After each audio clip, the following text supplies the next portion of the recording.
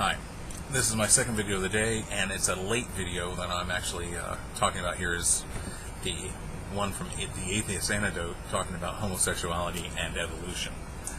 Well, first of all, he made a couple errors about evolution. Evolution isn't completely selfish. Evolution doesn't produce completely selfish behaviors. It produces behaviors that improves the reproductive fitness of an organism. If those behaviors happen to be social behaviors, then guess what? You're going to have organisms interacting in very social manners. As a matter of fact, communalism, that is, species living together, even different species living together, is really the rule in nature, not the exception. You do not find organisms in nature that live entirely on their own. Pea plants have symbiote bacteria in their roots to fix nitrogen. Humans, well, here's one.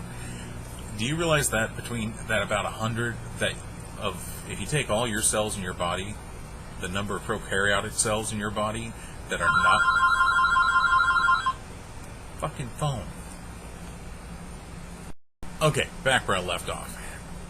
Now, what I was starting to point out is you take all the cells in the human body and you look at the ones that are human, that are yours, that have your genetics, and you look at all the other cells that are not human, that are prokaryotic cells, that are bacterial cells, and you'll find out something, that the human body is by and large composed of prokaryotic cells, not human cells.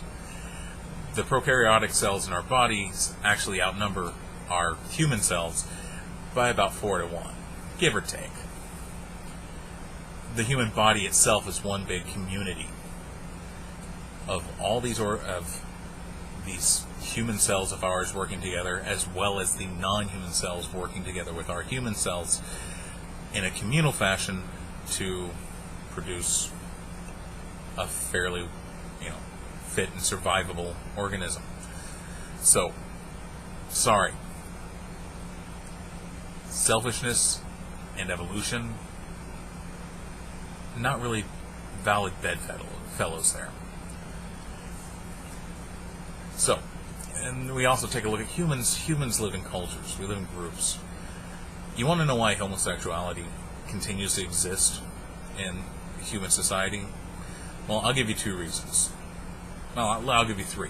One is just there's variation within species, and homosexuality is just an example of one form of variation in regards to sexual orientation. 2, the gene sets, are the group of genes that perhaps lead to homosexuality or produce homosexuality.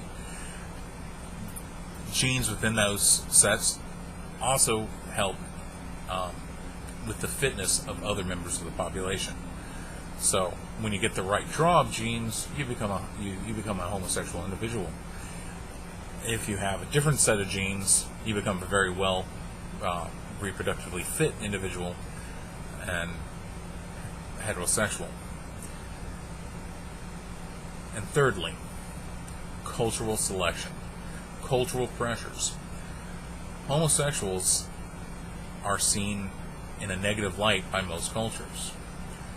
They're hated. So homosexuals have had to take on the heterosexual lifestyle to, keep themselves from being ostracized, being killed, mutilated, etc. So in taking on the heterosexual lifestyle, they reproduce, they get married, they have kids, they have families. Their genes are spread far and wide throughout the population. Now, I'm not going to issue this as what you should do to get rid of homosexuality, because I don't see anything wrong with homosexuality.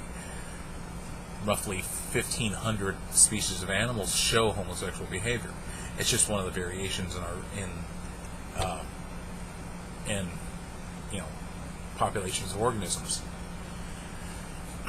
I don't apply any right or wrong to it. But for you Christians out there that really have a problem with homosexuality and you want to see it eventually get wiped off the face of the earth, I mean, if you do, here's what you do. You give homosexuals full rights, complete rights. You let them marry who they want. You let them, adopt children, etc. You give them the exact same rights that every heterosexual has. Why? Because homosexuals won't likely reproduce very often on their own in that case. They'll be happy living in their partnerships. They'll be happy being married to their partners. They'll be happy adopting children since, male-male and female-female unions don't generally produce children. And then after 100 generations, or maybe 1,000 generations, you might see those genes diminish so greatly in the population that you can essentially say that homosexuality is gone. But to do that, you have to accept homosexuals in every way. Let them be who they are. Let them get married. Let them have all their rights. Let them have all the rights that heterosexuals have in every sense. Stop persecuting them. Welcome them into your culture as just another individual that's maybe a little bit different than you, but the same, all the same. Oh, that made a lot of sense. Either way, so that's what you need to do. If you want to see homosexuality disappear, you have to accept it completely. That's from an evolutionary standpoint. Of course, that won't work if, like I said, elements of those genes increase the reproductive fitness of other individuals, because they will eventually combine again to produce a homosexual individual. But if it is just a few genes that cause homosexuality, that would be the way to get rid of it. Give them all their rights and stop persecuting them for their sexual orientation. Okay, so that's that video. It's not the best. I could probably have done it better, but don't really care right now. It's Brock. I mean, why should I care that much about him?